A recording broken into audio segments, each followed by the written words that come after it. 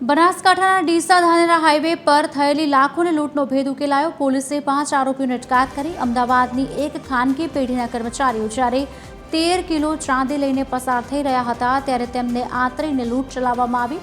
લૂંટનું આખું કાવતરું પેઢીના જ એક ભૂતપૂર્વ કર્મચારીએ રચ્યું હોવાનું સામે આવ્યું।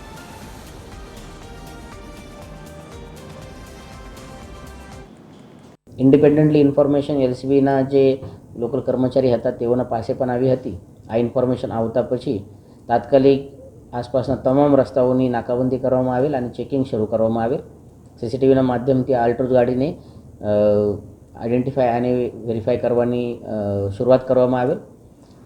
લગભગ 1-2 કલાકના અંદર જ આ ગાડીને આઈડેન્ટિફાય કરી તેઓની લોકેશન ટ્રેસ કરવામાં આવેલ અને ડીસા રોડની હદમાં જ એલસીબીના જે કર્મચારી હતા તેઓની પ્રાઇવેટ ગાડી સાથે બ્લોકિંગ કરવામાં આવેલ હતી।